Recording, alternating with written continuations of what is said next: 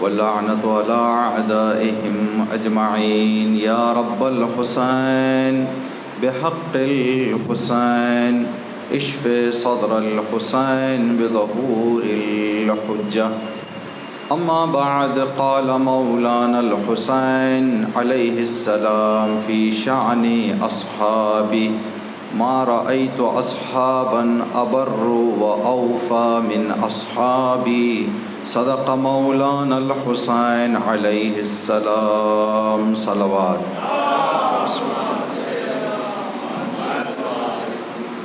اس مجلس اعزاء کی قبولیت کے لیے اس مجلس کے ساتھ ساتھ اس سال ان ایام اعزاء میں جو بھی عمل ہم نے امام حسین علیہ السلام کی محبت میں انجام دیا ہے، تمام اعمال کی قبولیت کے لیے زندگی کی شروعات سے اس مجلس اعزاء تک جو عمل بھی ہم نے خدا کی اطاعت اور اہل بیت کی محبت میں انجام دیا ہے، تمام عبادتوں اور اطاعتوں کی قبولیت کے لیے اسی طرح کی نیک توفیقات ہمارے زندگیوں میں آخری سانس تک، ہمارے بچوں میں، ہمارے نسلوں میں قیامت تک باقی رہنے کے لیے، زمانے کی گمراہیوں سے، انحرافات سے ہم سب کی حفاظت، ہم سب کی عاقبت بخیری کے لیے جہاں کہیں بھی اہل بیت کے چاہنے والے زندگی کر رہے ہیں، سب کی جان مال عزت و آبرو کی حفاظت، تمام مومنین اور مومنات کی دلی حاجات، مخصوصاً حاضرین کی دلی اور شرعی حاجات کے بحق شہدائے کربلا پورا ہونے کے لیے صلوات پڑھ دیں محمد و آلہ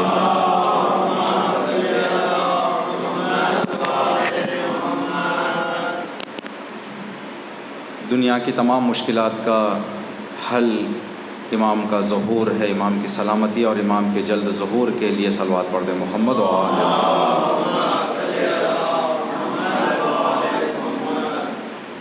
اصحاب امام حسین علیہ السلام کی پہچان، یہ عنوان ہم آپ کی خدمت میں اس عشرے میں پیش کرنے کی کوشش کر رہے ہیں. کل بات کی شروعات کے لیے ہم نے یہ عرض کیا کہ اصحاب کا معنی کیا ہے. اصحاب کا معنی شیعہ نقطۂ نظر سے کچھ اور ہے اور اہل سنت کے نقطۂ نظر سے کچھ اور ہے. جو ہمارا نقطۂ نظر ہے وہ یہ ہے کہ جو بھی امام کے زمانے میں امام سے ملاقات کرنے کے بعد امام پر ایمان لائے اور اس ایمان پر زندگی کی آخری سانس تک باقی رہے، اس انسان کو ہم صحابی کہتے ہیں. اصحاب ان کو کہا جائے گا. بہت سارے ایسے لوگ تھے جو 5 محرم تک کربلا میں تھے، واپس چلے گئے، 8 محرم تک کربلا میں تھے، واپس چلے گئے، 9 محرم کی شام تک کربلا میں تھے، واپس چلے گئے. آج ہم ان کو اصحاب نہیں کہتے، اس لیے کہ کربلا تو آئے لیکن آخری سانس تک امام کے ساتھ نہیں رہے. تو انہی لوگوں کو ہم صحابی اور اصحاب امام حسین کہیں گے جو امام سے آ کر ملاقات کرنے کے بعد آخری سانس تک امام کے ساتھ رہے ہوں. آج خدا سے اور امام حسین علیہ السلام سے مدد چاہتے ہوئے 2 شہداء کا ذکر کریں گے اور ان 2 شہداء کے بارے میں انشاءاللہ کچھ معروضات آپ کی خدمت میں عرض کرنے کی کوشش کریں گے. شہداء کربلا جو 72 ہیں، اصحاب امام حسین 54 صحابی ہیں جو امام حسین کے ساتھ شہید ہوئے. ان میں سے 2 صحابہ، دونوں کا کارنامہ ایک ہے، اس لیے دونوں کا ذکر ایک ساتھ کریں گے. ایک شہید کا نام ہے زرغام ابن مالک. شہداء کربلا میں سے زرغام ابن مالک ایک صحابی ہیں، اور ایک صحابی ہیں قاسم ابن حبیب ازدی. یہ 2 شہداء کربلا ہیں جن کا کارنامہ اور انشاءاللہ اس حوالے سے کچھ معروضات آپ کی خدمت میں عرض کریں گے. ان 2 شہداء کی جو خصوصیت رہی ہے کربلا میں، وہ خصوصیت آپ کی خدمت میں عرض کریں اس طرح کہ یہ دونوں وہ افراد میں سے تھے جنہوں نے امام حسین کو خط لکھا.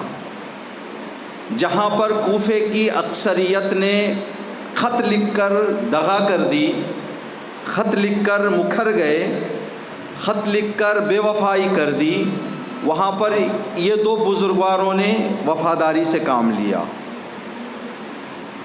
اب وفاداری کا تقاضا یہ تھا کہ امام سے ملاقات کرتے، تو امام سے ملاقات کرنے کی انہوں نے پوری کوشش کی اور ان کی کوشش کامیاب ہوئی. کربلا میں جا کر امام سے انہوں نے ملاقات کی اور آج شہداء کربلا میں ان 2 شہداء کا، شہیدوں کا نام ہم ذکر کر رہے ہیں.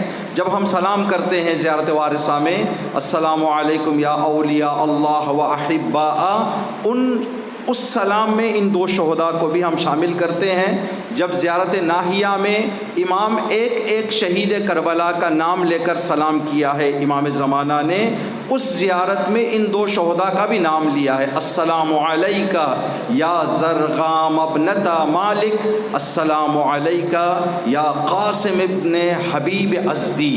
ان 2 بزرگواروں کو 12ویں امام نے نام لے کر سلام کیا ہے. اب یہ آئے ہیں کربلا. ان کے آنے کا انداز کیا تھا؟ کوفے والے کربلا میں جو امام حسین سے جا کر جنہوں نے ملاقات کی، جتنے لوگ کوفے سے آئے تھے، یہ جو ہم کہتے ہیں کہ کوفے والوں نے امام کے ساتھ غداری کی، یہ سارے کوفے والے نہیں تھے، بلکہ بہت سارے کوفے والے کربلا آئے تھے. شہداء کربلا میں اکثر لوگوں کا نام کوفے والوں کا ہے.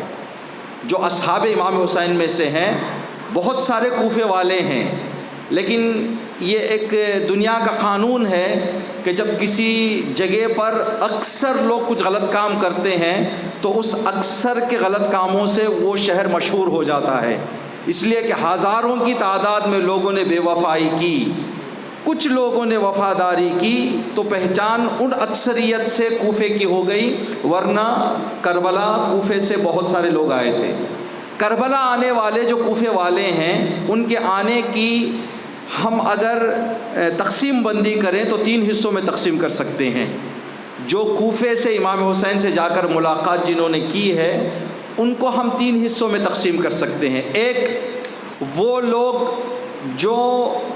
جن کو پتہ چلا کہ امام مدینے سے نکل چکے ہیں تو انہوں نے خط لکھنے کا انتظار نہیں کیا، بلکہ کوفے سے نکل گئے امام سے ملاقات کے لیے. امام مدینے سے مکہ آئے، یہ کوفے سے مکہ پہنچ کر امام سے انہوں نے ملاقات کر لی. کوفے والے تھے لیکن مکے میں جا کر امام سے ملاقات کی اور آخری وقت تک امام کے ساتھ رہے اور شہادت انہیں نصیب ہوئی.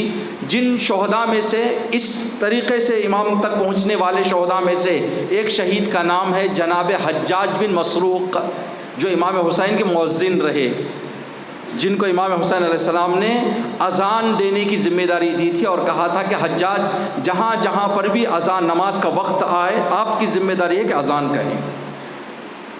تو حجاج ابن مسروق ان شہداء میں سے ہیں جو کوفے سے مکہ جا کر امام سے انہوں نے ملاقات کی. دوسرا کوفے کے ان شہداء اور اصحاب کی ہے جب ابن زیاد آنے کے بعد ابن زیاد نے کوفے پر کنٹرول پا لیا تو اس نے کچھ قانون بنائے کہ کسی کو باہر نکلنے کا حق نہیں ہے. جو بھی جائے گا امام حسین سے ملاقات کے لیے اس کے گھر کو برباد کر دیا جائے گا، اس کے گھر والوں کو مار دیا جائے گا، اس کا کاروبار ختم کر دیا جائے گا. ساری طرح کی پابندیاں جب ابن زیاد نے اعلان کر دیں تو کچھ ایسے لوگ تھے جو امام سے ملاقات کرنا چاہ رہے تھے، لیکن یہ پابندیاں ان کو تھوڑا سا رکاوٹ بن رہی تھی. پھر بھی انہوں نے سر پر کفن باندھ کر ارادہ کیا کہ ہم کو جانا ہے. کوفے سے چھپ کر ڈرتے ہوئے گھبراتے ہوئے جنگل کے راستوں کو اختیار کر کے نکل گئے. جن شہداء میں سے 2 شہداء کا نام ہلال بن نافع اور مجمع بن عبداللہ، یہ 2 وہ شہید ہیں جو ابن زیاد کے آنے کے بعد سر پر کفن باندھ کر نکل گئے. اور بیچ راستے میں پہلے وہ تھے جو مکے میں امام سے ملاقات جنہوں نے کی، یہ وہ ہیں جو راستے میں امام سے ملاقات کی. تیسرے وہ لوگ ہیں جن کو اس وقت بھی جانے کا موقع نہیں ملا. تو انہوں نے کوفے میں رہتے ہوئے فکر ان کی امام حسین سے ملنے کی تھی، لیکن پابندیاں اتنی زیادہ تھیں کہ یہ لوگ کوفے سے باہر نہیں نکل سکتے تھے. تو ایسے لوگوں میں سے کچھ پلان کیا انہوں نے، کچھ تجویز کی. اس تجویز کے تحت کربلا پہنچے. اب ان کو کوفے سے نکلنا ہے، چاروں طرف پہرے ہیں، چاروں طرف پابندی ہے. اب یہ فکر میں تھے کہ کس طرح سے جا کر امام حسین سے ملاقات کریں، تو انہوں نے یہ طریقہ اپنایا جن دو شہداء کا ذکر آج ہم کر رہے ہیں، جناب قاسم ابن حبیب ازدی اور زرغام ابن مالک۔ یہ دو شہداء وہ ہیں جو اپنے گھر سے ابن زیاد کے دربار چلے گئے۔ ابن زیاد کے دربار میں جا کر انہوں نے کہا کہ ابن زیاد، جو لشکر تو کربلا بھیج رہا ہے اس لشکر میں ہمیں بھی شامل کر لے۔ یزید کے لشکر میں شامل ہو گئے، یزید کے فوجیوں کا لباس پہنا، کربلا آئے۔ کربلا آنے کے بعد عمر سعد کے کنٹرول میں تھے، کمانڈری میں تھے، چلتے پھرتے موقع ڈھونڈتے تھے کہ کب ہم یہاں سے فرار کر کے امام کے پاس پہنچ جائیں۔ جب موقع ملا ان دونوں کو، یزید کا لشکر چھوڑ کر یزیدی کپڑوں میں امام حسین کے پاس چلے گئے۔ امام کے پاس گئے، امام سے ملاقات کی، آخری دم تک امام کے ساتھ رہے، اور آج شہدائے کربلا میں ان دو شہداء کا نام ہے۔ ٹھیک، تو یہ تین طرح کے لوگ ہیں، جو مکے جا کر ملے، جو راستے میں جنہوں نے ملاقات کی، تیسرا وہ لوگ جو اس طرح سے کربلا آئے، جا گئے لشکر یزید میں شامل ہو گئے، یزید کے لشکر کے ساتھ کربلا آئے، وہاں آنے کے بعد یہ اپنے آپ کو یزید کے لشکر سے جدا کر کے امام حسین کے لشکر سے انہوں نے جوڑ لیا اپنے آپ کو۔ تو اس طرح سے ایک بات ہم ان شہداء کے حوالے سے گفتگو کر سکتے ہیں، دو نقطوں پر ہمیں گفتگو کرنا ہے ان کے حوالے سے، اور ایک بات جو ہم غور کر سکتے ہیں وہ یہ ہے کہ ہر کام کا جو بھی ہم کرنا چاہتے ہیں، ہمارے کاموں کا دار و مدار ہمارے فکر پر ہے۔ فکر اگر آدمی مضبوط کر لے تو بڑی بڑی رکاوٹیں بھی آدمی کو روک نہیں سکتی۔ اگر آدمی فکر کمزور کر لے، فکر سست کر لے، چھوٹی چھوٹی رکاوٹیں بھی رکاوٹ بن جائیں گی۔ جس کوفے سے اس طرح کے لوگ نکلے ہیں، کیا اب ان کو یہ بات کہنے کا حق ہے کہ ہم کو نکلنے کا موقع نہیں ملا؟ جو لوگ مکے میں جا کر ملاقات کیے ہیں وہ کہیں ہماری طرح آ جاتے، مکے سے مل جاتے، مکے میں مل جاتے۔ جو لوگ کربلا میں جا کر ملاقات کیے ہیں ان کی طرح وہ کہتے کہ امام کے ساتھ ہماری طرح آ جاتے۔ دیکھیں ایک بات کہ کوفے کی جو حالت تھی، کوفے کی حالت کے بارے میں جن لوگوں نے امام کو خط لکھا، خط لکھنے کے بعد بے وفا ہونے والے لوگوں کی سب سے بڑی وجہ، آدمی کو چند چیزوں کا ہم بات کر کے آدمی کو اپنے طرف کر سکتے ہیں، لیکن کچھ ایسی چیزیں ہوتی ہیں جو آدمی سے ہم چھین نہیں سکتے۔ کسی آدمی سے کہیں کہ آپ آدھے گھنٹے کے لیے گھر سے باہر آ جائیں، ہمارے ساتھ آئیں، بیٹھ کر باتیں کریں گے، اور اس آدھے گھنٹے گھر کی دوری کے لیے اس کو ہم کچھ انعام بھی دیں، آدمی آدھا گھنٹہ گھر چھوڑ کر آ سکتا ہے۔ لیکن اسی آدمی سے کہیں کہ آپ آدھے گھنٹے کے لیے اپنے ماں باپ کی محبت دل سے نکال دیں، اپنے بھائی بہنوں کی محبت دل سے نکال دیں، جو محبت آپ کے دل میں ہے وہ محبت باہر نکال دیں۔ تو محبت ایک ایسی چیز ہے جو ایک مرتبہ دل میں آ جاتی ہے، پھیکی تو پڑ سکتی ہے، نکل نہیں سکتی۔ ہم اگر اپنے بھائیوں سے، اپنے رشتہ داروں سے خدا نہ کرے کسی وجہ سے ناراض ہو جاتے ہیں تو محبت پھیکی ہو جاتی ہے، نکلتی نہیں ہے۔ تو محبت، پیار، عشق یہ ایسی چیز ہے جو انسان کے دل سے نہیں نکل سکتی۔ اب اس محبت کو نکالنے کے لیے، اس عشق سے دور کرنے کے لیے آدمی کو بہت سارے چیزوں کا سہارا لینا پڑتا ہے، جس میں سے ایک آسان راستہ یہ ہے پیسے کی لالچ دے دی جائے۔ پیسے کے خاطر جو لوگ محبت اپنے دل میں اپناتے ہیں، وہ محبت کبھی کبھی انسان باہر بھی نکال دیتا ہے پیسے کے لیے۔ کوفے والوں کی جو مشکل تھی، کوفے والوں کی مشکل یہ تھی کہ جب ابن زیاد نے کنٹرول اپنے ہاتھ میں لیا کوفے کا، تو کوفے کے کچھ جانے پہچانے لوگ تھے، کچھ عام لوگ تھے، تو اس نے جانے پہچانے لوگوں کو اس وقت کربلا امام حسین کے خلاف جانے کے لیے، امام حسین کا ساتھ نہ دینے کے لیے، جو تاریخ میں لکھا ہے 30,000 دینار ایک آدمی کو اس نے بیت المال سے پیسہ دیا. 30,000 دینار اس وقت کے اگر ہم کیلکولیٹ کریں آج کے تو تقریباً بن جائیں گے 30 لاکھ روپئے. امام سے دور رہنے کے لیے، کربلا نہ جانے کے لیے، ابن زیاد کی بات تسلیم کرنے کے لیے ایک گھر کو ابن زیاد نے 30 لاکھ روپئے پیسے پہنچائے. اب یہ 30 لاکھ روپے کے سامنے لوگ رہ گئے. یہ 30 لاکھ روپے اگر سیلری کے حساب سے آدمی جائے تو شاید اس کے 20 سال 30 سال کی سیلری بھی نہیں ہوگی اتنی. ایک ٹائم پر ایک شاٹ میں 30 لاکھ روپے دیکھ کر لوگوں نے امام حسین کو دل سے نکال دیا، ہٹ گئے، کربلا سے دور رہ گئے. تو یہ ایک بہت بڑی مصیبت ہے. پیسے، دولت، مال ایک ایسی چیز ہے جو چیز انسان کو حق سے کبھی کبھی دور کر دیتی ہے. کبھی کبھی حق سے انسان کو دور کر دیتی ہے دولت، پیسہ، یہ چیزیں. ایک بہت پیاری حدیث ہے تفسیر نمونہ میں کہ امام فرماتے ہیں پہلے زمانے میں جو حضرت آدم اور حضرت نوح کا زمانہ تھا، کرنسی نہیں تھی، پیسہ نہیں تھا، تو اس وقت جو لین دین ہوتا تھا مارکیٹ میں، چیز لے کر چیز دیتے تھے، سامان لے کر سامان دیتے تھے. جیسے آگے والا جاتا اس کے پاس چاول ہوتا، وہ چاول دے کر گیہوں لاتا. ایک آدمی کپڑا دے کر کچھ اور چیز خریدتا. اس طرح سے سامان دے کر سامان لیا جاتا تھا. لیکن جس کے پاس سامان نہیں تھا اس کو مشکل پیش آ جاتی. تو ایک دور میں یہ طے کیا گیا کہ کرنسی بنائی جائے. پہلے کوائنس بنائے گئے. جو سب سے پہلا کوائن پیسے اور کرنسی کے حساب سے دنیا میں جو خلق کیا گیا، بنایا گیا، تو روایت ہے تفسیر نمونہ میں کہ جیسے ہی وہ سکہ بنایا گیا، شیطان نے اس سکے کو اٹھا لیا اپنے ہاتھ میں. اٹھانے کے بعد غور سے دیکھا، غور سے دیکھ کر آنکھوں سے لگایا. شیطان نے پیسوں کو، سکے کو آنکھوں سے لگایا.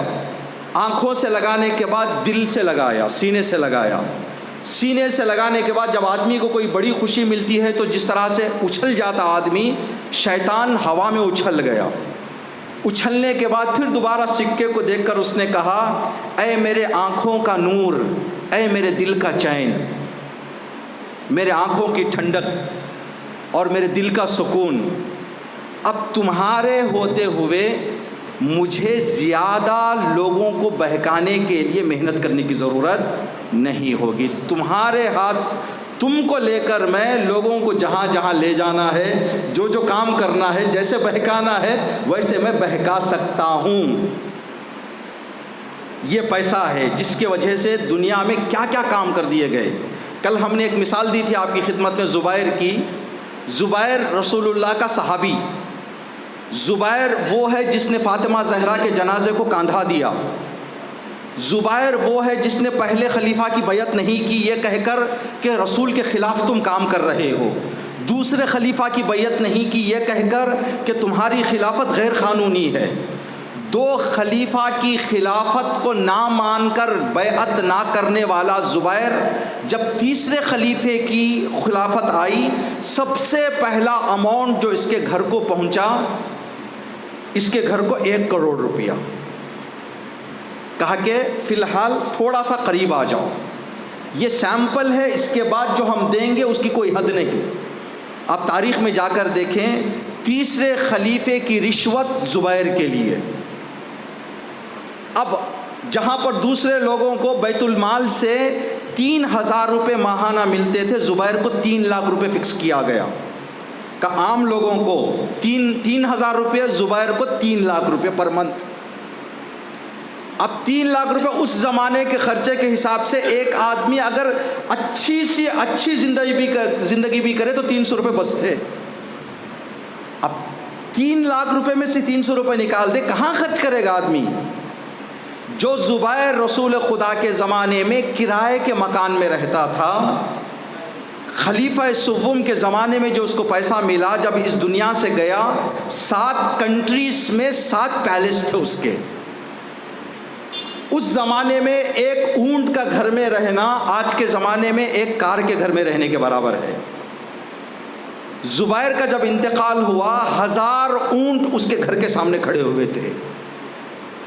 اس کے گھر میں، اس کے گھروں میں اس کے کام کرنے والوں کی تعداد 2000 لوگ اس کے گھر میں اس کے ہاتھ کے نیچے کام کرتے تھے۔ اب اتنا بڑا کیسے بن گیا زبیر؟ پیسے کی وجہ سے۔ اتنا بڑا تو بن گیا، لیکن کیا اس کے ہاتھ سے چلا گیا؟ ایمان چلا گیا، جنت چلی گئی۔ جب جنگ جمل میں امام کے ہاتھوں سے قتل ہوا تو امام نے سراہنے کھڑ کر آنسو بہائے امام علی نے، اور زبیر کی تلوار کو دیکھ کر کہا کہ اس تلوار نے ایک زمانے تک مشرکوں کے گلے کاٹے، لیکن افسوس آج اسلام اور دین کے مقابل میں آ کر یہ جہنم کا ہو گیا۔ یہ پیسہ اتنا بڑا کام کر دیتا ہے، فاطمہ زہرا کے کاندھے جنازے کو کاندھا دینے والے آدمی کو جہنمی بنا دیتا ہے۔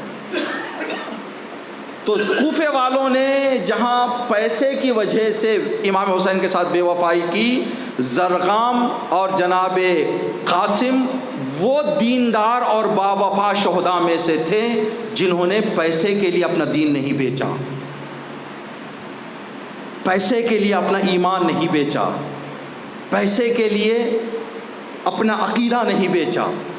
یہ بہت بڑی مصیبت ہے۔ آج بھی آپ جائیں، ہم تھائی لینڈ کے ایک شہر میں گئے ہوئے تھے، ایک مولانا سے گفتگو ہو رہی تھی، وہ کہہ رہے ہیں کہ ہمارے پڑوسی ملک کے ایک مولانا ہوتے ہوئے 25 سال تک ممبر پر بیٹھ کر مجلسیں پڑھنے والے آج حسین کے خلاف بیان دے رہے ہیں۔ آج سعودی عرب چلے گئے، عقیدہ بدل کے وہابی مذہب میں چلے گئے، شیعہ ممبر پر بیٹھ کر تقریر کرنے والے۔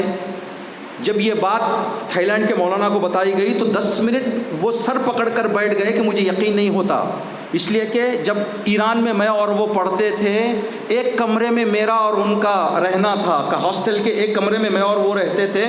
ہماری کبھی کبھی صبح کی نماز قضا ہو جاتی تھی، اس بندے کی نماز شب قضا نہیں ہوتی تھی، ایک دن زیارت عاشورہ پڑھے بغیر سوتا نہیں تھا۔ آخر کیا ہو گیا؟ تو جب پوچھا گیا ان سے کہ وجہ کیا، تو انہوں نے بتایا کہ جہاں پر وہ خدمت کر رہے تھے، نماز پڑھا رہے تھے، لوگوں کو دین سکھا رہے تھے، ہمارے پڑوسی ملک میں ماہانہ ان کو 15 سے 20 ہزار روپے دیا جا رہا تھا۔ سعودی عرب کی طرف سے ماہانہ 2 لاکھ روپے کا آفر گیا کہ ماہانہ آپ کے اکاؤنٹ میں ہم 2 لاکھ روپے ڈپازٹ کر دیں گے، آپ ہمارے ہو جائیں۔ تو انہوں نے عقیدہ بدل لیا۔ آج کے زمانے کی بات ہے، ابھی زندہ ہیں۔ پیسہ اتنا بڑا انسان کو گمراہ کرتا ہے، تو اس بڑے سے دنیاوی دھوکے سے بچ کر جانا یہ انسان کی کامیابی کی نشانی ہے، جو کام جناب زرغام ابن مالک اور جناب قاسم بن حبیب نے کیا۔ ایک واقعہ آپ کی خدمت میں ذکر کریں۔ ہمارے اماموں میں اور دوسروں میں فرق یہ ہے کہ اصحاب امام حسین علیہ السلام نے جو فرمایا، جیسے اصحاب مجھے ملے، میرے نانا کو نہیں ملے، میرے بابا کو نہیں ملے۔ فرق کیا ہے؟ فرق یہ ہے کہ رسول کے اصحاب جنگ میں آتے تو پہلے کہتے تھے یا رسول اللہ ہم جنگ کریں گے تو کیا ملے گا، جیت جائیں گے تو کیا ملے گا؟ رسول کہتے تھے غنیمت ملے گی، اونٹ ملیں گے، گھوڑے ملیں گے، زمین ملے گی، گھر ملیں گے غنیمت میں، تب آتے تھے۔ رسول کے اصحاب وہ تھے جو کہتے تھے یا رسول اللہ ہمیں دیں گے تو آئیں گے۔ امام حسین علیہ السلام کے اصحاب کہتے تھے مولا ہم آ رہے ہیں، ہماری جان لے لیں۔ یہ نہیں کہتے تھے کیا دیں گے، امام سے پوچھتے تھے مولا لے لیں ہمارے سے۔ رسول کے اصحاب کو رسول کہتے تھے نہ جاؤ، پھر بھی چلے جاتے تھے۔ امام حسین کے اصحاب کو امام نے کہا چلے جاؤ، کوئی نہیں جاتا تھا۔ یہ اصحاب ہیں جو انسان اپنی قدر پہچان لے۔ تو ایک شخص 8ویں امام کا واقعہ ہے یہ، اللہم صلی علی محمد۔ ایک شخص 8ویں امام کے سامنے آ کر تقریباً صرف بات سمجھنے کے لیے آپ کی خدمت میں عرض کر رہے ہیں، 5 کروڑ روپے اس نے اس وقت کے امام کو گفٹ کیے۔ امام نے ایسے ان پیسوں کو اپنے ہاتھ میں لیا جیسے کہ 5 روپے لے رہے ہیں۔ وہ سوچ رہا تھا جیسے میں پیسہ دوں گا 5 کروڑ روپے، امام اٹھ کے کھڑے ہو جائیں گے، جزاک اللہ، شکریہ، ماشاء اللہ بھائی آپ کہاں سے رہنے والے ہیں، آئیں چائے کھانا پانی کچھ کہیں گے۔ امام نے ایسے ان پیسوں کو اپنے ہاتھ میں لیا جیسا کہ 5 روپے لے رہے ہیں۔ بیٹھ کر آدمی سوچ رہا تھا ابھی امام کچھ کہیں گے، ابھی امام کچھ کہیں گے، ابھی امام کچھ کہیں گے۔ جب دیکھا امام نارمل ہیں، اپنے کاموں میں امام مصروف ہو گئے ہیں، تو اس نے کہا مولا چھوٹا اماؤنٹ نہیں ہے، میں نے 4-5 ہزار روپے یا 500-600 روپے نہیں دیا، میں نے آپ کے ہاتھ میں 5 کروڑ روپے امام نے دیے ہیں، میں نے دیا ہے آپ کو۔ امام نے فرمایا اچھا، اپنے غلام سے کہا کہ تھوڑا میرے وضو کے لیے پانی تیار کرو، ایک تشت اور پانی میرے لیے لاؤ۔ جب پانی لایا گیا، جیسے جیسے امام وضو کرتے تھے جو پانی کے قطرے گرتے تھے وہ ہیرے بن جاتے تھے۔ امام نے کہا ہماری طاقت یہ ہے، ان پیسوں کی اوقات کیا ہے، ہمارے سامنے آ کر کبھی پیسے کی بات نہ کر، ہمارے سامنے اگر آنا ہے تو عقیدے کی بات کر، ایمان کی بات کر، معرفت کی بات کر۔ اسی 8ویں امام کا ایک واقعہ ہے کہ امام جب مدینے سے ایران لایا جا رہا تھا امام کو، نیشاپور میں امام نے احساس کیا کہ داڑھی کے بال کاٹنے ہیں۔ جو صحابی ساتھ تھے، جو لوگ ساتھ تھے، ان سے کہا کہ یہاں پر کوئی ہے جو داڑھی کے بال کاٹتا ہو؟ تو لوگ گئے، ایک 70-75 سال کے ضعیف کو لے کر آئے جو دیندار تھا، اس لیے کہ امام کا سامنے بیٹھنا تھا، تو لانے کے بعد امام کے سامنے بٹھا دیے، اس نے امام کی داڑھی بنا دی۔ جیسے ہی کام ختم ہو گیا اس کا، تو امام نے فرمایا کہ آپ کی اجرت کتنی ہے، آپ کتنا پیسہ لیتے ہیں یہ کام کرنے کا؟ تو اس نے کہا مولا آپ کے چہرے پر ہاتھ لگانے کا مجھے موقع مل گیا، اس سے بڑا شرف میرے لیے کیا ہے، مجھے کچھ نہیں چاہیے، مجھے کچھ نہیں چاہیے مولا۔ امام نے فرمایا یہ تمہاری محبت ہے، لیکن دنیا کا ایک دستور ہے، کچھ نہ کچھ تو لینا پڑے گا آپ کو۔ کہا مولا جو آپ دے دیں، میں پوچھوں گا نہیں، اس لیے کہ میں سمجھتا ہوں کہ آپ سے مانگنا گستاخی ہوگی، میں پوچھوں گا نہیں، آپ جو چاہیں وہ دے دیں۔ تو امام نے اشارہ کیا، جس کنگھی اور خینچی سے اس نے امام کی داڑھی بنائی تھی وہ کنگھی اور خینچی سونے کی ہو گئی۔ امام نے کہا یہ میری طرف سے آپ کو تحفہ ہے۔ اس نے اٹھایا، کہا شکریہ مولا، پھر کہا کہ مولا میں ایک گزارش، اب آپ نے اپنا تحفہ جو دینا تھا مجھے دے دیا، میری ایک گزارش ہے، وہ گزارش پوری کر دیں۔ امام نے کہا بسم اللہ بتائیں آپ کی کیا گزارش ہے؟ اس کنگھی اور خینچی کو جو جیسے تھی یہ ویسی بنا دیں۔ امام نے بنا دیا، ایک اشارے سے سونا بن گئی، ایک اشارے سے دوبارہ لکڑی کی بن گئی، لوہے کی بن گئی۔ کہا اب تجھے کیا چاہیے مولا؟ اس کام کے لیے اگر آپ کچھ دینا چاہتے ہیں تو میری گزارش یہ ہے، میری روح نکلنے وقت آپ جہاں بھی رہیں سراہنے آ جائیں، آپ جہاں بھی رہیں، جب میری روح نکل رہی ہو میرے سراہنے آ جائیں، یہی میرے لیے کافی ہے۔ امام نے فرمایا ٹھیک ہے ہم آ جائیں گے۔ دیکھیں امام نے پیسہ بھی دینے کا ارادہ کیا، سونا بھی دینے کا ارادہ کیا، لیکن آدمی جب پہچانتا ہے تو کیا مانگنا چاہیے۔ اسی لیے امام حسین علیہ السلام کی دعائے عرفہ میں ایک جملہ ہے، خدایا میں تجھ سے تجھے چاہتا ہوں، مجھے دنیا نہیں چاہیے، تو مل جائے میرے لیے کافی ہے۔ ہمارے علماء فرماتے ہیں کہ ہمیں اماموں سے امام کو مانگیے، امام مل جائیں تو ہر چیز مل جائے گی، امام آ جائیں تو ہر چیز مل جائے گی۔ تو ہم یہ جملہ ہم کبھی کبھی کہتے ہیں، کوفے والوں نے امام حسین کو خط لکھے، 12 سے 18,000 خط بتائے جاتے ہیں۔ 18,000 خط گئے امام کی بارگاہ میں، تو امام نے آنے کا اعلان کیا یا نہیں کیا؟ امام نے فرمایا کہ میں آ رہا ہوں، فی الوقت میں اپنے وکیل، اپنے نمائندے، اپنے سفیر کو بھیج رہا ہوں، وہ اگر آپ کے سچائی کی مجھے گزارش دیں گے تو میں خود آ جاؤں گا۔ تو 12 سے 18,000 خط امام کی بارگاہ میں گئے تو امام چلے گئے۔ امام نے اعلان کیا کہ میں آ رہا ہوں۔ ایک مرتبہ ہم نے بیٹھ کر سوچا، آج دنیا میں جو بتایا جا رہا ہے تعداد، تقریباً شیعہ آبادی 40 کروڑ ہے، پوری دنیا کی شیعہ آبادی آج 40 کروڑ ہے۔ 40 کروڑ شیعہ بھی 15 شعبان کی عید مناتے ہیں اور عریضہ لکھتے ہیں، عریضہ سب جگہ لکھا جاتا ہے۔ اگر ہم کہیں کہ چلیں بھائی 35 کروڑ لوگ طبیعت خراب ہونے کی وجہ سے یا توفیق نہ ہونے کی وجہ سے اعمال نہیں کرتے، عریضہ نہیں لکھتے، اگر 5 کروڑ لوگ بھی عریضہ لکھ رہے ہیں، یا ہم کہیں چلیں اور ڈسکاؤنٹ کر کے 1 کروڑ لوگ بھی اگر عریضہ لکھ رہے ہیں، جیسے آپ یہاں پر بھی لکھتے ہوں گے 15 شعبان میں عریضہ، تو 15 شعبان میں جہاں امام کو 14,000 خط گئے مولا آئیں تو امام آ گئے. اب ہم اپنے زمانے کے امام کے سامنے 1 کروڑ عریضے لکھ رہے ہیں، کیوں امام نہیں آ رہے ہیں؟ سوچنے کی بات ہے کہ ہم عریضے لکھ رہے ہیں لیکن امام کیوں نہیں آتے؟ 14,000 کہاں، 1 کروڑ کہاں؟ 14,000 کو امام نے جواب دے دیا کہ میں آ رہا ہوں، 18,000 کو امام نے جواب دے دیا میں آ رہا ہوں. انصاف سے یہ آپ اور ہم اپنے دل سے پوچھیں، اگر ہم اپنے عریضے کھول کر پڑھیں تو کیا لکھا ہوگا؟ مولا گھر نہیں ہے، مولا گاڑی نہیں ہے، مولا بیمار ہو گیا ہوں، مولا بچوں کا کاروبار نہیں ہے، پڑھائی نہیں ہے، بچی کی شادی. سب ہم اپنا مانگ رہے ہیں، امام کو کہاں مانگ رہے ہیں ہم؟ کوفے والوں نے 14 سے 18,000 خطوں میں یہ لکھا تھا، مولا ہم کو کچھ نہیں چاہیے، آپ آ جائیں. یہ انشاءاللہ اگر پورے دنیا کے عریضہ لکھنے والے ایک ہو کر کچھ نہ لکھیں، کہیں مولا ہم کو آپ چاہیے کچھ نہیں چاہیے، تو انشاءاللہ شاید ظہور ہو جائے گا. لیکن امام کہیں گے کہ تم اپنے لیے مجھے مانگ رہے ہو، تم اپنا فائدہ مانگ رہے ہو، طبیعت کی صحت مانگ رہے ہو، کمائی میں برکت مانگ رہے ہو، گھر مانگ رہے ہو، گاڑی مانگ رہے ہو، تو تمہارا مانگ رہے ہو، تم مجھے کیا مانگ رہے ہو؟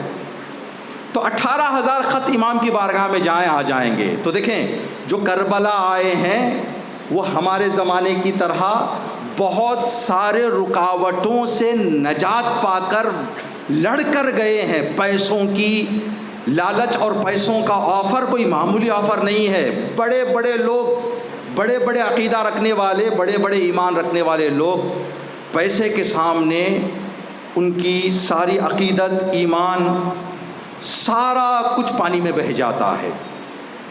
یہ ایک چیز. دوسرا، کوفے والے جو کربلا نہیں گئے ان میں اور جو کربلا گئے ان میں کیا فرق ہے؟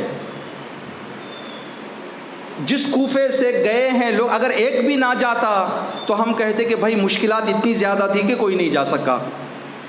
اگر 8، 10، 15 گئے ہیں تو مطلب دوسرے لوگوں کو بھی جانے کا امکان تھا، تو وہ کیوں نہیں گئے، یہ کیوں چلے گئے؟ تو اس کی وجہ یہ ہے کہ قید اور اسیر ہونا 2 طرح کا ہے. ایک مرتبہ انسان کا بدن اسیر ہے، فکر آزاد ہے. ایک مرتبہ انسان کے بدن کے ساتھ ساتھ فکر اسیر ہو جاتی ہے. جب انسان کی فکر اسیر ہو جائے تو وہ نجات کی فکر میں نہیں رہتا، وہ رہا ہونے کی فکر نہیں کرتا، اس لیے کہ آدمی فکری طور پر اسیر اور غلام ہو گیا ہے. اس بات کو اگر آسانی سے سمجھنا ہے تو ایک مثال آپ کی خدمت میں عرض کریں گے. اسکول سے بچوں کو ٹرپ پہ لے گئے، جب لے گئے تو زو میں جانوروں کو بتاتے تھے لے جا کے، تو بچوں کو دکھایا گیا ایک ہاتھیوں کو. تو ایک بچے کی نگاہ ہاتھی کے پیر پر پڑی. ہاتھی کا بدن جو جغرافیہ میں بچے نے دیکھا تھا، بڑے بڑے درختوں کو ہاتھی گرا دیتا ہے، بڑے بڑے چیزوں کو ڈھا دیتا ہے ہاتھی. ایک چھوٹی سی زنجیر سے ہاتھی کا پیر باندھا ہوا تھا. بچے نے دیکھ کر کہا کہ ٹیچر یہ تو بہت نازک زنجیر ہے، ایک پیر ہلائے گا ہاتھی تو ٹوٹ جائے گا. اس زنجیر میں بھی کیوں ہاتھی اپنے آپ کو قید رکھا ہوا ہے، کیوں یہ اپنے آپ کو آزاد نہیں کرتا؟ تو اس استاد نے کہا کہ بیٹا جب ہاتھی کو یہاں پر لایا گیا تھا پہلے موٹی موٹی زنجیریں ڈالی گئی تھیں. موٹی موٹی زنجیریں جب ڈالی گئی تو ہاتھی کے دماغ میں یہ بات بیٹھ گئی ہے کہ اب میرے پیر پر موٹی زنجیر لگی ہوئی ہے، اگر اب پتلی زنجیر بھی باندھی جائے تو اس کے دماغ میں یہ بات بیٹھ گئی ہے کہ زنجیر موٹی ہے، اس لیے وہ اپنی نجات کی فکر نہیں کرتا. کوفے والوں کو ابن زیاد کی ایک چھوٹی زنجیر نے قید کر دیا تھا. جو لوگ کربلا آئے ہیں وہ فکر کے آزاد تھے، انہوں نے ابن زیاد کی زنجیروں کی کوئی پرواہ نہیں کی. انہوں نے ابن زیاد کی زنجیروں کی پرواہ نہیں کی، انہوں نے رکاوٹوں کو محسوس نہیں کیا، بس ان کی فکر آزاد تھی. انہوں نے یہ سوچا کہ کب موقع ملے جائیں. شہید مرتضیٰ مطہری ایک بہت پیاری بات بتاتے ہیں کہ آدمی جب کوئی کام کرتا ہے تو 2 یا 3 طریقے کا احساس آدمی کے اندر ہوتا ہے. کبھی کبھی آدمی کا بدن بھی تکلیف میں ہوتا ہے، دماغ بھی تکلیف میں ہوتا ہے. کوئی کام کرتے ہوئے آدمی کا بدن بھی تکلیف میں ہے، دماغ بھی تکلیف میں ہے. کیسے؟ آپ سمجھے عزا خانے میں اندر آ رہا ہے کوئی بچہ، کوئی جوان، اندر آتے ہوئے کوئی کہے ایک 20 لیٹر پانی کا کین تھوڑا اوپر لے کے چلے جاؤ، تو اس کا دل نہیں کر رہا لے جانے کا، لیکن جب اس کو کہا لے جاؤ بھائی، تو اب وہ کیا کر رہا ہے؟ اپنے کاندھے پر اس نے 20 لیٹر کا کین اٹھا لیا. بدن تکلیف میں ہے یا نہیں؟ بدن تکلیف میں، دماغ بھی تکلیف میں ہے. کیا مصیبت ہے، تھوڑی دیر بعد آنا چاہیے تھا، کہ میں ہی ملا کیا انہیں. چلتے چلتے یہ جو سوچ رہا ہے، بدن کے ساتھ ساتھ دماغ بھی تکلیف میں ہے. ایسے کچھ لوگ ہوتے ہیں جو کسی کام کو چاہ کر نہیں کرتے، بدن کے ساتھ ساتھ دماغ بھی تکلیف میں ہوتا ہے. لیکن بعض وقت ایسا ہوتا ہے کہ بدن تکلیف میں ہے، ذہن سکون میں ہے. وہی جوان بچہ آتے آتے یہ سوچے کہ امام حسین کی خدمت ہے، پانی کا کین ہے، لے جا کے اوپر رکھ دوں. بدن تکلیف میں ہے لیکن ذہن سکون سے ہے. کین لے کر جا کر اس نے اوپر رکھ دیا، لیکن کیا ہے، الحمدللہ مولا قبول کر لیں، مجھے توفیق مل گئی. جاتے جاتے گھر میں اگر کوئی نیک کام بھی مل جائے، اس کو درمیان میں ہو جائے، تو دل میں بہت خوشی کا احساس کرے گا کہ آج مجھے امام حسین کی خدمت کرنے کا موقع مل گیا. پہلے والے نے بھی اٹھایا، دوسرے والے نے بھی اٹھایا. پہلے والے کو جسم بھی تکلیف میں تھا، دماغ بھی تکلیف میں تھا، لیکن دوسرے والے کا جسم تکلیف میں تھا، ذہن سکون سے تھا. امام حسین سے پوچھا گیا، مولا آپ کے اصحاب اتنی محبت اور اتنے کھلے دل سے زخم جو لے رہے ہیں، کہ ان کو تکلیف نہیں ہو رہی ہے؟ امام نے فرمایا ان کا جسم تکلیف میں ہے لیکن فکر سکون سے ہے. امام نے فرمایا فکر سکون سے ہے. تو فکری سکون، فکری آزادی، فکری آدمی کو راحت بہت مہم ہے. جو کوفے میں تھے وہ جسم کے ساتھ ساتھ فکر کے قیدی بن گئے تھے کہ ہم اب باہر نہیں جا سکتے، اب ہم رہا نہیں ہو سکتے. جیسے ہی امام حسین کی شہادت ہوئی، یہ فکر کے قیدی آزاد ہوئے. جو فکر کے قیدی ہو گئے تھے مدینے اور مکے میں، عرب میں، کوفے میں، فکر کے قیدی آزاد ہو گئے. اب انہوں نے کہا کہ نہیں بھائی، ہم نے بہت بڑا غلط کام کر دیا، ہم کو امام حسین کے خون کا بدلہ لینا ہے. ایک آواز پر جہاں امام حسین نے اپنے زبان سے دعوت دی، مدینے سے 20 لوگ نہیں گئے کربلا. اب لوگوں کو اندر سے یہ شرمندگی ہوئی. 4000 لوگوں نے سر پہ کفن باندھ لیا. سر پہ کفن باندھ کر کہا کہ اب ہم امام حسین کے قاتلوں کو جینے نہیں دیں گے.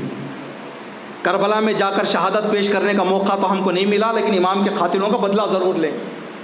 یہ کہہ کر اپنے جو گروپ بنایا تھا انہوں نے، لشکر جو بنایا تھا، اس لشکر کا نام دیا انہوں نے لشکر توابین، توبہ کرنے والا لشکر.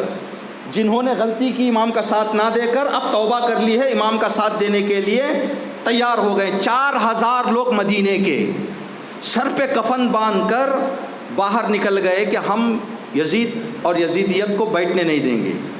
جب ان لوگوں کو پتہ چلا، یزید کو پتہ چلا کہ 4000 لوگ تیار ہو گئے ہیں، ان کے مدینے سے باہر نکلنے سے پہلے ایک لشکر کو بھیج کر کہا کہ بے رحمی کے ساتھ ان کو مار دو. 1-2 دن کے اندر 4000 لوگوں کی لاشیں مدینے میں بہہ گئی، خون بہہ گیا. 4000 میں سے ایک آدمی بھی زندہ نہیں بچا، 4000 بھی انتقال کر گئے. جب یہ 4000 انتقال کر گئے تو ایک سوال ہمارے ذہن میں ہم ایجاد کر سکتے ہیں، وہ یہ، کربلا میں شہداء کی تعداد ہے 72. مدینے میں کربلا کے لیے، کربلا کا درد رکھ کر انتقال کرنے والوں کی تعداد ہے 4000. تو 72 اور 4000 میں کون سا نمبر بڑا ہے؟ 4000 بہت بڑا نمبر ہے. لیکن اگر ہم کتابوں میں جائیں، اماموں کی دعاؤں میں جائیں، ایک جگہ پر بھی ہمارے امام کا ان توابین کے لیے سلام نہیں ملتا، لیکن ان 72 کے لیے ہر امام نے سلام کیا. اور ہم کو یہ سکھایا کہ کربلا جاؤ تو 72 کو سلام کرو، ہر شب جمعہ 72 کو سلام کرو، ہر نماز کے بعد 72 کو سلام کرو. مولا یہ 72 جو تعداد میں کم ہیں ان کو سلام ہے، وہ 4000 کو کیوں سلام نہیں؟ تو امام کہیں گے کہ دیکھو ان 72 نے وقت پر قربانی دی، انہوں نے وقت ٹلنے کے بعد قربانی دی۔ جو کام وقت پر ہوتا ہے اس کی قدر بہت زیادہ ہوتی ہے، وقت ٹلنے کے بعد وہ کام کی قیمت مقام بہت گھٹ جاتا ہے، پھر کوئی فائدہ نہیں ہوتا۔ اگر آپ کی خدمت میں مثال دینا چاہیں، سمجھیں آپ بینک گئے ہوں، بینک میں 4-5 منٹ باقی ہیں بینک بند ہونے کے لیے، آپ کو پین کی ضرورت ہے۔ ایک آدمی سے کہیں کہ بھائی ایک سگنیچر کر کے دے دوں گا چیک پر، تھوڑا پین دے دے، نہ دے آپ کو۔ 4 منٹ ٹل گئے، بینک بند ہو گئی، آپ کا کام رہ گیا۔ 1 گھنٹے کے بعد وہی آدمی ایک پین کا باکس آپ کے گھر کو گفٹ بھیجے، تو اس ایک سگنیچر کی قیمت اور اس پین کے باکس کی قیمت آپ کی نگاہ میں برابر ہوگی؟ یہ پین کے باکس کو آپ واپس کر دیں گے کہ اب کیا فائدہ، جب مجھے ایک سگنیچر کی ضرورت تھی تم نے نہیں دیا، اب باکس بھی بھیجو تو کیا فائدہ۔ امام کہیں گے جب میں بلا رہا تھا تب تم میرے ساتھ نہیں آئے، اب 4000 کیا 8000 بھی قربانی دو تو میرا کیا فائدہ۔ جو مجھے ملنا تھا کربلا میں طاقت وہ تو نہیں ملی، ہاں یہ تمہاری شرمندگی تھی جس کے نتیجے میں تم نے اپنی جانیں گنوا لی۔ تو وقت پر انسان اگر ساتھ دے تو جناب جو شہدائے کربلا جن کا نام ہم نے ذکر کیا، قاسم بن حبیب، یہ وہ ہیں جو کربلا میں یزیدی لشکر کے ساتھ جا کر امام سے مل گئے۔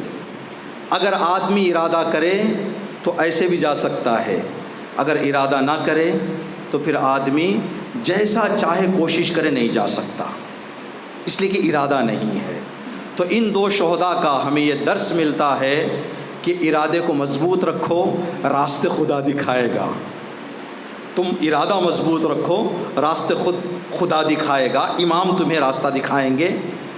جب امام کے لشکر سے یہ لوگ ملنے گئے ہیں تو ڈریس انہوں نے پہنا تھا یزیدی لشکر کا، تو یزیدی لشکر کا کوئی آدمی امام کے خیمے کی طرف آئے تو اس کو روکنا چاہیے یا بلانا چاہیے؟ پہلے رکانا چاہیے تھا، ان سے پوچھ تاچھ کرنی چاہیے تھی کہ آپ کون ہیں، ڈریس آپ کا یزیدی لشکر کا ہے۔ لیکن امام جانتے ہیں، امام ڈریس اور چہرے کو نہیں دیکھتے، امام دل کو پڑھنے والا ہے۔ امام کہیں گے کہ وہ یزیدی ڈریس ہی میں آ رہا ہے صحیح، لیکن میرا ہے، اب یہاں پر پوچھ تاچھ کی ضرورت نہیں، امام انتظار کر رہے تھے کہ ابھی آئیں گے۔ یہ 2 شہداء جن کا ذکر ہم نے کیا، یہ وہ 2 شہداء ہیں جو زمانے کی مشکلات، جیسے دوسروں کو مشکلات تھی، ان مشکلات سے مقابلہ کر کے اپنے آپ کو کربلا پہنچایا۔ ایک شہید کا ذکر انشاءاللہ صرف آج اشارہ کریں گے، ایک نام بتائیں گے آپ کی خدمت میں، لیکن ذکر انشاءاللہ آئندہ مجلسوں میں کریں گے۔ ایک شہید کا نام ہے مسلم، جناب مسلم اعرج۔ اعرج کہتے ہیں عربی میں اس آدمی کو جو 1 پیر والا ہو، جس کا 1 پیر نہیں ہے 1 پیر ہے، اس کو کہتے ہیں اعرج۔ کوفے سے عصا کے ساتھ کربلا پہنچایا اپنے آپ کو۔ جناب مسلم اعرج نے 20 سال پہلے امام علی علیہ السلام کے ساتھ جنگ لڑتے ہوئے 1 پیر ان کا شہید ہو گیا تھا۔ 20 سال کے بعد جب امام حسین کربلا گئے، عصے کا سہارا لے کر کوفے سے کربلا پہنچے اور شہید ہو گئے۔ اگر آدمی چاہے تو 1 پیر سے بھی جا سکتا ہے، اگر آدمی کا ارادہ نہ ہو 2 پیر رکھ کر بھی نہیں جا سکتا۔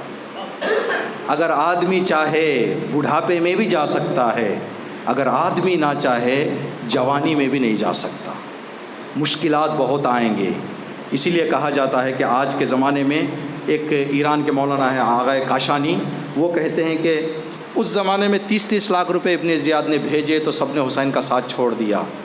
آج فرش عزا پر آنے والے کتنے ایسے ہم میں سے ہیں کہ خدا نہ کرے اگر ہمیں 20 لاکھ 30 لاکھ روپے دے دیں تو ہم یہیں پر رہیں گے۔ کتنا بڑا چیلنج ہے، کتنا بڑا امتحان ہے۔ ایسا نہیں ہے کہ ابن زیاد مر گئے، نہیں، آج بھی ابن زیاد ہیں، آج بھی یزیدیت ہے۔ جو شعر کہا جاتا ہے یزید مر گئے اب رشتہ دار باقی ہیں۔ تو آدمی ان شہداء سے، ان کی تاریخ سن کر، ان کے کارنامے سن کر اپنے آپ کو اتنا مضبوط کر لے کہ دنیا بھی سامنے لا کر رکھ دی جائے تو آدمی کوئی اعتنا نہ کرے۔ امام نے ایک غلام کو بہت بڑا تحفہ دیا، اور امام علی علیہ السلام کو ایک آدمی نے 2 اونٹ بھرا ہوا سونا دے دیا امام کو۔ کہا مولا یہ میری طرف سے آپ کے لیے ہے، یہ بیت المال ہے۔ جہاں پر امام کو پیسہ دیا گیا تھا وہیں پر کھڑے ہو کر امام نے فرمایا فلاں گاؤں کے غریبوں کو اتنا بانٹ دو، فلاں شہر کے غریبوں کو اتنا، فلاں کو اتنا۔ جب امام گھر گئے خالی ہاتھ، یہ ہوتے ہیں جن کی دنیا نوکر ہوتی ہے، اور جو دنیا کے پیچھے بھاگتے ہیں وہ دنیا کے نوکر ہیں۔ امام حسین نے ایک درد کہا کربلا میں، جب کسی نے سوال کیا مولا نواسہ رسول ہوتے ہوئے، جنت کے سردار ہوتے ہوئے آپ لوگوں کو بلا رہے ہیں لیکن لوگ آتے کیوں نہیں ہیں؟ امام نے فرمایا ان کی مشکل یہ ہے کہ یہ لوگ اللہ کے بندے نہیں ہیں، دنیا کے بندے ہیں۔ الناس عبید الدنیا، لوگ دنیا کے غلام ہیں، اللہ کے نہیں۔ اگر اللہ کے غلام ہوتے میرے ساتھ آتے، یہ دنیا کے غلام ہے۔ دنیا کیا ہے؟ پیسہ۔ دنیا کیا ہے؟ مال و اولاد۔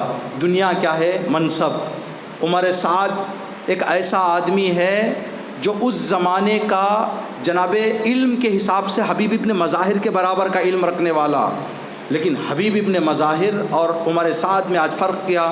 حبیب کی زیارت کرتے ہیں، عمر سعد پہ لعنت کرتے ہیں۔ عمر سعد کو کہا گیا کہ اگر آپ امام حسین کے خلاف جائیں گے تو آپ کو رائے کا گورنر بنایا جائے گا۔ گورنر شپ لینے کی چکر میں غلام ہو گیا دنیا کا، امام حسین کے مقابل میں آ گیا۔ جو کربلا میں آئے، جنہیں دیر بھی پتہ چلا لیکن اس لیے کہ ایمان مضبوط تھا اپنے آپ کو بچا سکے۔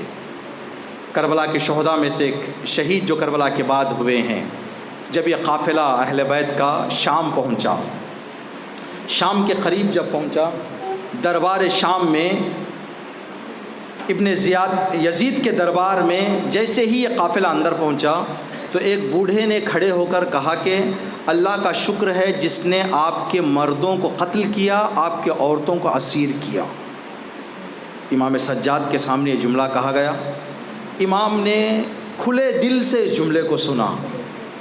جب اس بوڑھے کا یہ جملہ ختم ہو گیا تو امام نے سلام کیا، چچا سلام علیکم، کہا علیکم السلام، آپ قرآن پڑھتے ہیں؟ کہا ہاں۔ قرآن میں آپ نے یہ آیت پڑھی ہے انما یرید اللہ؟ کہا ہاں۔ اس آیت میں اہل بیت کون ہے آپ کو معلوم ہے؟ کہا نہیں معلوم۔ کہا اس آیت میں اہل بیت ہم ہیں۔ جیسے ہی اس ضعیف نے جملہ کہا سنا، یزید سے خطاب ہو کر کہا کہ خدا تجھ پر لعنت کرے، رسول کی اولاد کو اسیر کر کے لایا ہے، رسول کے نواسے کو قتل کر کے ہم کو یہ بتاتا رہا اب تک کہ باغیوں کو ہم نے قتل کیا، باغیوں کو ہم نے قتل کیا، لعنت ہو تجھ پر۔ امام سجاد علیہ السلام نے کربلا اور کوفے اور شام کے وہ سارے مصائب دیکھنے کے بعد ایسے جملوں کو کس دل سے امام نے سنا ہوگا کہ ایک آدمی آ کر سامنے کھڑے ہو کر کہے کہ خدا کا شکر ہے جس نے آپ کے بزرگوں کو قتل کیا۔ دربار شام میں جب یہ قافلہ وارد ہوا تو جب اس ضعیف کی شہادت ہو گئی تو دربار میں کھلبلی مچ گئی۔ یزید کو جب اس نے کہا خدا کی لعنت ہو تجھ پر، تو یزید نے حکم دیا کہ اس بوڑھے کی گردن کاٹ دی جائے۔ بوڑھے کو شہید کر دیا گیا۔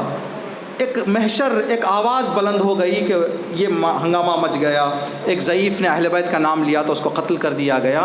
یزید کی زوجہ جو ہند تھی وہ اہل بیت کو جاننے پہچاننے والی تھی، جیسے ہی اس نے سنا کہ اہل بیت کے گھر والے آئے ہیں، بغیر چادر کے باہر نکل گئی۔ جیسے ہی بغیر چادر کے باہر نکلی، یزید تخت سے کھڑا ہو گیا، کہا کہ جلدی ہمارے گھر کی عورتوں کو اندر لے کر جاؤ، نامحرموں کا مجمع ہے۔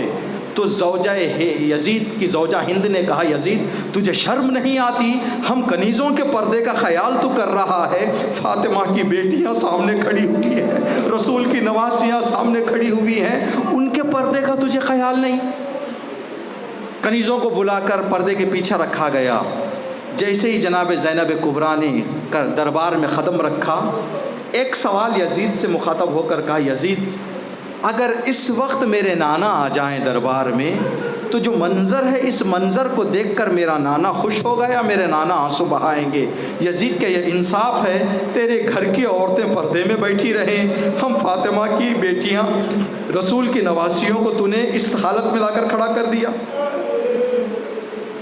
یزید نے کہا ہاتھوں کو کھول دیا جائے، بیویوں کے ہاتھوں کو کھول دیا گیا۔ جیسے ہی بیویوں کے ہاتھوں کو کھولا گیا، ایک دربار میں بیٹھے ہوئے آدمی کی نگاہ جناب سکینہ پر پڑ گئی۔ دربار میں جناب سکینہ کو دیکھا، دیکھ کر کہنے لگا کہ یزید، میں چاہتا ہوں کہ اس بچی کو مجھے دے دے، میں اس بچی کو کنیز بنا کے اپنے گھر لے جاؤں گا، اپنے ملک لے جاؤں گا۔ یزید نے کہا لے لو۔ جیسے یزید نے کہا کہ ہاں جاؤ بچی کو آپ لے لیں، جناب زینب کھڑی ہو گئی، کہا کہ میرے بھائی نے مجھے امانت دی ہے، جب تک میں زندہ رہوں گی میں سکینہ کے سامنے کسی کو آنے نہیں دوں گی۔ یزید نے کہا کہ میرے دربار میں رہتے ہوئے آپ میرے سامنے یہ جملہ کہہ رہی ہو، میں بچی کو لے کر رہوں گا۔ یزید سے زینب نے کہا کہ یہ کبھی ہونے والا نہیں ہے کہ فاطمہ کی بیٹیوں کو تو ہاتھ لگا دے۔ جیسے ہی یہ کہا یزید کو غصہ آ گیا، ظالم سے کہا کہ زینب کو قتل کر دیا جائے۔ جب ظالم تلوار لے کر جناب زینب کے قریب آیا، جناب فضہ کھڑی ہو گئیں، کہا کہ میں نے ان بچوں کو پالا ہے، میں نے ان بچوں کو پالا ہے، میری جان ہوتے ہوئے، میرے زندہ ہوتے ہوئے میں فاطمہ کی بیٹیوں پر کوئی آگ، کوئی آنچ، کوئی زخم آنے نہیں دوں گی۔ جیسے ہی جناب فضہ کھڑی ہو گئیں تو یزید نے کہا یہ تو کنیز ہے گھر کی، کنیزوں پر رحم کون کرتا ہے، پہلے کنیز کو قتل کر دو۔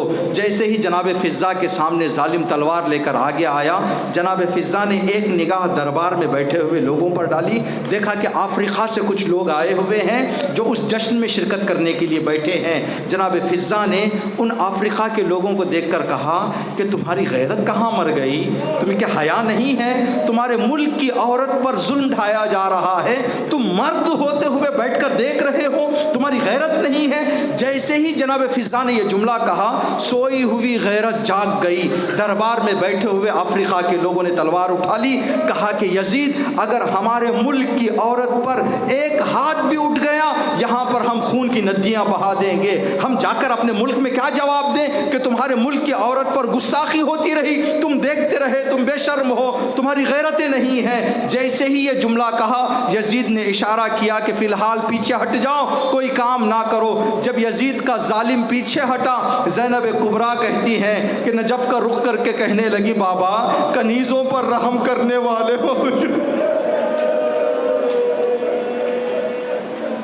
بابا کنیزوں پر رحم کرنے والے موجود ہیں، لیکن فاطمہ کی بیٹیوں پر کوئی رحم کرنے والا نہیں، علی کی بیٹیوں پر کوئی ترس کھانے والا نہیں۔ اجرکم اللہ۔ امام شام کی مصیبتوں کو جو امام نے دیکھا، امام سجاد فرماتے ہیں کہ شام میں کچھ مصیبتیں ایسی آئیں جو مصیبتیں نہ ہمیں کربلا میں دکھائی دیں نہ کوفے میں دکھائی دی۔ اسی لیے امام فرماتے ہیں مجھے شام سے بہت تکلیف پہنچی ہے۔ امام جب بھی روتے تو ایک ہی جملہ کہتے الشام الشام الشام۔ جب امام سے پوچھا گیا مولا اتنا کیوں آپ آنسو بہاتے ہیں شام کو یاد کر کے، امام نے فرمایا جب ہم کو شام کے قریب لایا گیا تو اس لیے کہ کوفہ میں ہم نے خطبہ دیا تھا تو کوفے میں انقلاب آ گیا تھا، تو یزیدی فوج کو یہ حکم دیا گیا کہ جب قافلے کو شام لایا جائے تو انہیں بولنے کا موقع نہ دیا جائے۔ بچے روئیں گے تو لوگ سوال کریں گے کیوں رو رہے ہیں، کہا ان کو رونے بھی نہ دیا جائے۔ رونے اور خطبہ دینے سے روکنے کے لیے امام سجاد فرماتے ہیں ظالم ہمارے پسلیوں کے پیچھے برچی کی انیر رکھ کر کھڑے ہو گئے، اگر کوئی بھی ایک جملہ کہے یا کسی کی آنکھ سے آنسو نکلا، اس نیزے سے ان کو ہم تکلیف پہنچائیں گے، نیزہ ان کے بدن میں کر دیں گے اور اس نیزے سے انہیں قتل کر دیں گے۔ امام سجاد فرماتے ہیں میری آنکھوں سے میں دیکھ رہا تھا ایک ظالم پھوپھی زینب کے پیچھے نیزہ رکھا ہوا ہے، ایک ظالم پھوپھی ام کلثوم کے پیچھے، ایک ظالم میری چھوٹی بہن سکینہ کے پاس۔ یہ ظلم ہم دیکھ رہے تھے، نہ کچھ کہہ سکتے تھے نہ رو سکتے تھے۔ جب قافلے کو کوفے کے شام کے راستے سے دروازے سے اندر لے جایا گیا تو پہلے اعلان کیا گیا، اس لیے کہ شام والے بڑے تعصب والے تھے، اہل بیت سے بڑے دشمن تھے، تو شام میں اعلان کیا گیا کہ علی کے گھر والے آ رہے ہیں، جو بھی بدلہ لینا چاہتا ہے علی سے وہ تیار ہو جائے۔ امام سجاد فرماتے ہیں جیسے ہی ہمیں دروازہ شام کے اندر لے جایا گیا، میں نے ایک آنکھ سے منظر کو دیکھا، سارا راستہ لوگوں سے بھرا ہوا تھا کسی کا ہاتھ خالی نہیں تھا، کسی کے ہاتھ میں لکڑی تھی، کسی کے ہاتھ میں پتھر تھا، کسی کے ہاتھ میں گرم پانی تھا۔ عورتیں چھتوں پر کھڑے ہو کر آگ اپنے ہاتھ میں لیے ہوئے کھڑی ہوئی تھی۔ امام سجاد فرماتے ہیں میرے ہاتھوں کو باندھ دیا گیا تھا، جب راستے سے گزارا گیا ایک عورت نے جب آگ کا شعلہ پھینکا تو میرے امامے پر آ کر گر گیا، میں بس دیکھتا رہا، نہ امامے سے آگ کو بجھا سکتا تھا۔ پھوپھی اماں نے رونا شروع کر دیا، اتنے میں ایک چاہنے والا آیا، آ کر کہنے لگا مولا کیا میں آپ کی کچھ مدد کر سکتا ہوں؟ امام نے فرمایا بھائی ایک پتھر رکھ کر تھوڑا اوپر چڑھ جا۔ جب اوپر چڑھا کہا کہ میرے سر سے جلدی امامے کو نکال دے، میرے سر کی کھال جل رہی ہے۔ امام کے امامے کو نکال دیا گیا۔ کہا مولا اور کوئی کام ہو تو بتائیں میں کروں گا۔ کہا کہ اپنے سر پہ جو کپڑا ہے اس سر کے کپڑے کو باندھ کر میرے گردن کی ہتھکڑی کے نیچے، بیڑی کے نیچے رکھ دے، اس لیے کہ گردن جب گرم ہو جاتی ہے تو میری گردن کو بڑی تکلیف ہو رہی ہے۔ کہتا ہے میں نے امام کے گردن کے توق کو اٹھایا تاکہ کپڑے کو نیچے رکھوں۔ جب میں نے توق کو اٹھایا تو میری آنکھوں نے دیکھا کہ کربلا سے کوفہ، کوفے سے شام چلتے چلتے امام کے گردن کا گوشت ختم ہو گیا تھا۔ جب میں نے امام کے توق کو اٹھایا امام سجاد کی گردن کی ہڈیاں نظر آ رہی تھی۔ اجرکم اللہ۔ بس آخری فقرات اور آپ کی زحمت تمام۔ امام فرماتے ہیں دیکھیں صرف مثال دینے کے لیے آپ کی خدمت میں عرض کریں گے، جو لوگ گئے ہیں زیارت کو اللہ ان کی زیارت قبول کرے، ورنہ امام سجاد کے صدقے میں خدا ہم سب کو زیارت نصیب فرمائے۔ اگر یہاں کے ریلوے اسٹیشن سے امام بارگاہ تک کسی آدمی کو آپ پیدل بھی لے کر آئیں تو کتنا ٹائم لگے گا؟ 15 منٹ، 20 منٹ، 1 گھنٹے میں آدمی آرام سے پہنچ جائے گا۔ امام سجاد فرماتے ہیں کہ دربار شام سے، شام کے دروازے سے دربار اتنا ہی کم فاصلہ تھا، لیکن ہم کو اس طرح سے لوگوں کے درمیان تکلیفوں سے لے جایا گیا۔ جب ہم حرکت کیے، ہم نکلے ہیں، صبح کی اذان ہو رہی تھی، جب دربار پہنچے ہیں تو شام کی اذان ہو رہی، 12 گھنٹے ہم کو راستوں میں رکھا گیا، لوگوں کے سامنے یہ پکارا گیا جو بھی بدلہ لینا چاہے علی کی اولاد سے بدلہ۔ الا لعنت اللہ علی القوم الظالمین سیعلم الذین ظلموا ای منقلب ینقلبون ربنا تقبل منا انک انت السمیع العلیم ماتم حسین۔